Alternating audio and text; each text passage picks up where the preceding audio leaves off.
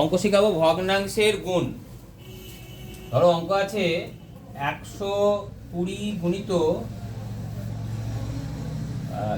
3/5। তাহলে 120 তলায় কিছু নেই, মানে কত আছে? 1। তার জন্য আমরা পয়নায় লিখবো 120 গুণিত 3 বাই কত 1 গুণিত 5। বুঝতে পারলে?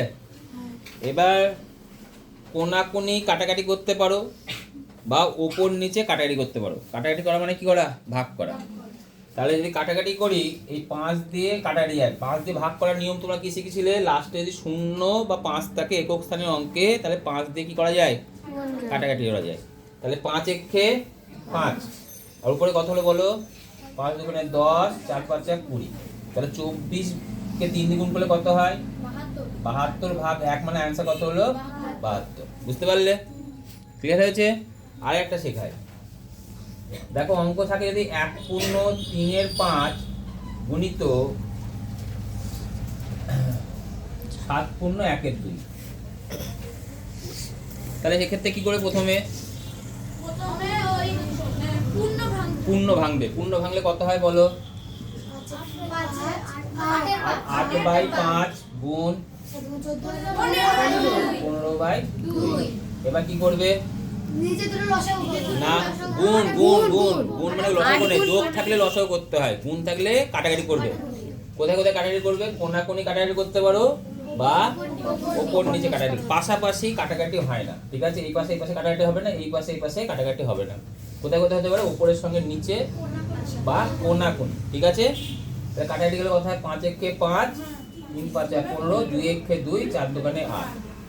কত হলো তাহলে? উপরে 12, নিচে কত? অ্যানসার কত হলো? 12। বুঝতে পারলে? আর একটা করাই, তাহলে তোমাদের ব্যাপারটা আরো ক্লিয়ার হবে। ধরো অঙ্ক থাকে যদি এমন ধরনের 15/28 গুণিত 2 পূর্ণ 1/3। তুমি কি করে বলো? পূর্ণ ভাঙলে কত উপরে লিখবে? 15/28 গুণিত 7/3। কাটাকাটি কোথায় কোথায় যাই বলেছিলাম? কোনাকুনি যায় বা উপর নিচে। তাহলে কোনটায় কত দিয়ে কাটাকাটি যায় বলো? 3 কে 15। তাহলে এখানে কত লিখবে? 3 একে 3, উপরে 15। আর এটা যাবে? তাহলে উপরে কত হলো বলো? 5/4। 5/4 কি ভগ্নাংশ?